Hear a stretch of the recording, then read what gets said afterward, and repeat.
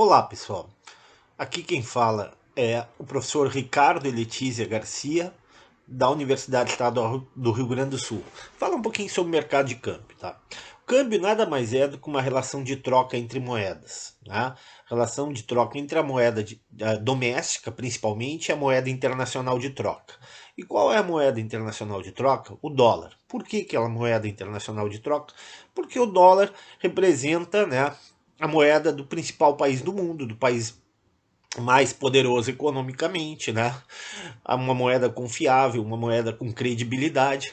Consequentemente, todos, ou praticamente todos os mercados no mundo aceitam a transação com dólar. Então o dólar é assumido como moeda internacional de troca. Pode ser que no futuro não seja, assim como não foi no passado, a Libra e outras moedas tiveram esse poder, né?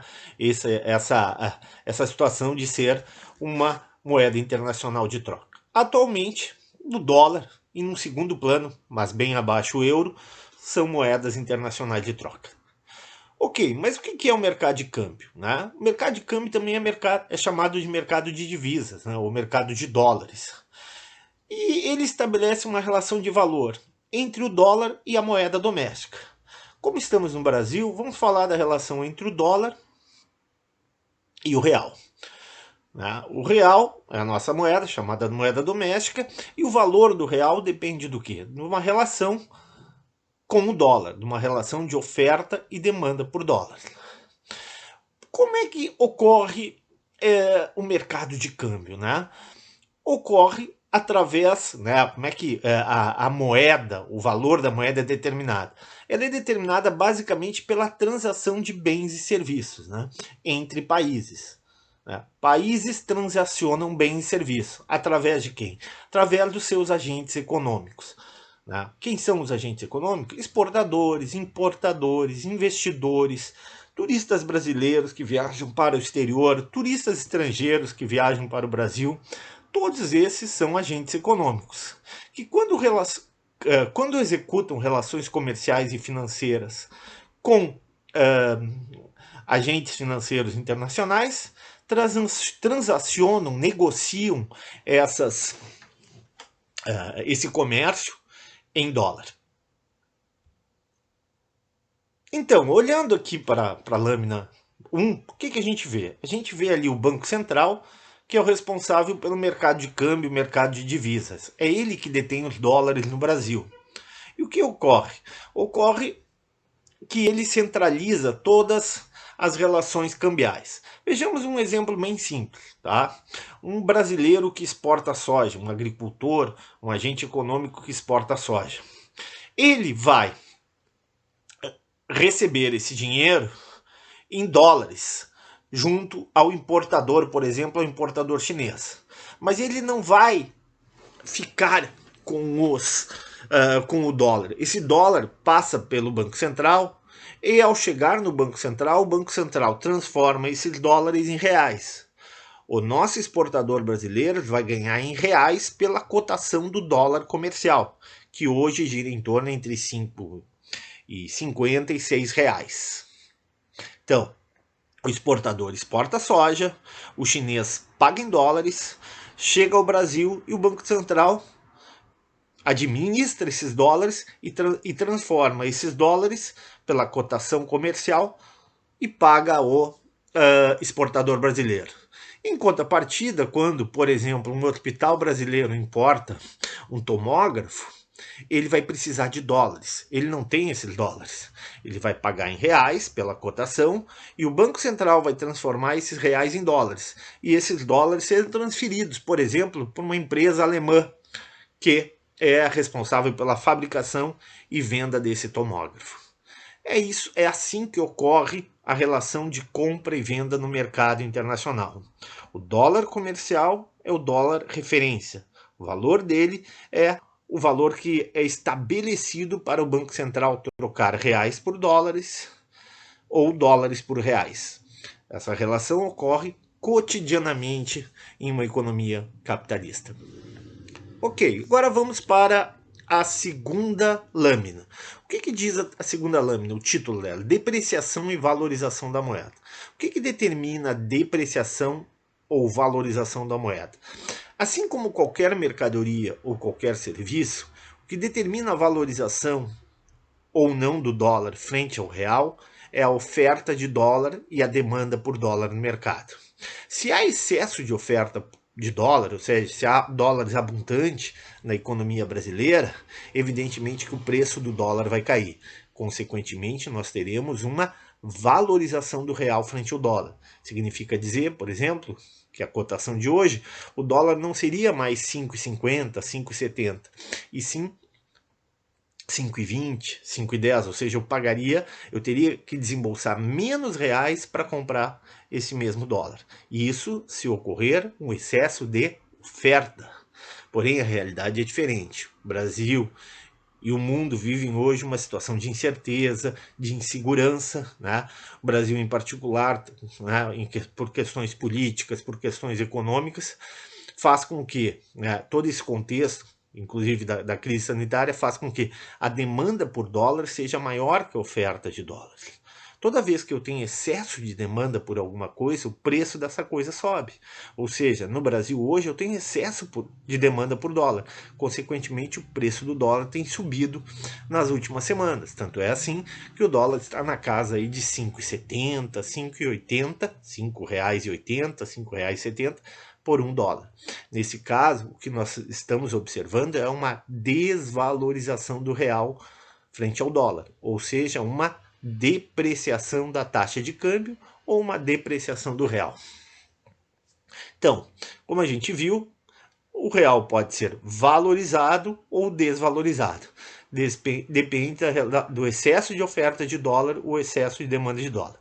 Excesso de demanda por dólar, o real perde valor. Excesso de oferta de dólar no mercado brasileiro, no mercado doméstico, o real ganha valor, o real se valoriza. Vamos agora para as setinhas. Observem ali a seta da taxa de câmbio. A taxa de câmbio cai. Por quê? Porque o valor da moeda estrangeira decresce. O preço relativo do produto nacional sobe. O preço relativo do produto estrangeiro cai. As exportações caem e aí as importações sobem. Vamos entender quando ocorre isso. Ocorre quando o real se valoriza frente ao dólar. Quando o real se valoriza frente ao dólar, as exportações caem. Por que as exportações caem? Porque fica mais difícil exportar. A nossa moeda valoriza muito em relação ao dólar e os exportadores têm dificuldade em contrapartida, quando o real está valorizado frente ao dólar, as importações crescem. Por que as importações crescem? Porque fica mais barato importar. Fica mais barato, por exemplo, para o brasileiro viajar para o exterior. Isso é ruim para a balança comercial, porque quanto maior o gasto com importação e a menor receita com as exportações, a balança comercial se torna deficitária. Então, pessoal, toda vez que a taxa de câmbio estiver apreciada, ou seja, toda vez que o real se valorizar frente ao dólar, o valor da moeda estrangeira cai, o preço do produto nacional aumenta e fica caro para o importador estrangeiro comprar o nosso produto, e o preço do produto estrangeiro aqui no Brasil baixa. Fica mais fácil comprar esse produto estrangeiro, fica mais barato para o brasileiro adquirir esse produto ou esse serviço estrangeiro. A consequência é que a balança comercial tende a ficar deficitária, porque vai cair a receita com as exportações e vai aumentar as despesas com importações. Por outro lado, ali depois da linha tracejada, o que nós temos? Nós temos uma seta para cima da taxa de câmbio. Significa o quê? Significa que houve uma desvalorização da moeda nacional. Essa desvalorização da moeda nacional ela é interessante. Por quê? Facilita as exportações e dificulta as importações, ou torna as importações mais caras. No momento em que eu tenho uma moeda muito desvalorizada, o exportador tem mais facilidade para exportar o seu produto, porque o seu produto, o produto brasileiro no mercado internacional, fica mais barato. Para o chinês importar soja, para a Arábia Saudita importar frango, para a Rússia importar carne, vai ficar mais barato para eles. E o brasileiro consegue uma maior competitividade. A tendência é de que haja um aumento das exportações toda vez que a nossa moeda estiver muito desvalorizada. Em contrapartida, toda vez que a moeda estiver muito desvalorizada, as importações começam a ficar muito caras. A importação de carros, a importação de equipamentos. Consequentemente, ocorrerá uma diminuição das despesas com importações. Até mesmo viajar para o exterior, o brasileiro, vai ficar muito caro. O brasileiro viaja menos, gasta menos. Consequentemente, as despesas com serviços no exterior também caem. A tendência é a balança comercial ficar superavitária. Portanto, revisando, taxa de câmbio desvalorizada, setinha para cima. O valor da moeda estrangeira sobe, a moeda, o dólar fica muito caro. O preço relativo do produto nacional baixa. O nosso produto lá para o exterior, né, lá para o chinês que vai comprar soja, o nosso serviço, né, o nosso turismo para o americano que vem passar as férias no Brasil fica muito mais barato. E para nós, o preço de produtos estrangeiros, como automóveis importados, equipamentos importados, ou até mesmo viagens para o exterior, se torna mais caro. A consequência é um aumento das exportações, facilita as exportações e dificulta as importações. Indo agora para a terceira, nós temos os regimes cambiais. Basicamente, nós temos dois modelos extremos. Taxa de câmbio flexíveis ou livremente flutuantes, quando o governo não intervém no mercado, ou seja, a taxa de câmbio ela se move exclusivamente pelo comportamento do mercado, pelo excesso de oferta ou excesso de demanda. Né? Quando há excesso de oferta, o dólar tende a cair em relação ao real. Quando há excesso de demanda, como é o momento atual, o mercado, o dólar tende a subir frente ao real. Já o outro extremo seria a taxa de câmbio fixa. O que é uma taxa de câmbio fixa? O governo estabelece uma relação de valor entre a moeda local, a moeda doméstica, o real, e a moeda internacional de troca, o dólar. E essa relação não se modifica independente das flutuações, do comportamento dos agentes econômicos. Esses dois modelos extremos podem ser caracterizados como não intervenção ou intervenção rígida do Banco Central. Então, toda vez que eu tenho um mercado flutuante, um mercado de câmbio flutuante, o Banco Central não intervém. Por outro lado, quando a taxa de câmbio é fixa, a intervenção é rigorosíssima, né? É rígida. Por quê? Porque o Banco Central, através de ações, através de políticas, não permite que haja uma variação cotidiana, diária, semanal da taxa de câmbio. Por fim, vejamos ali a parte de baixo dessa lâmina.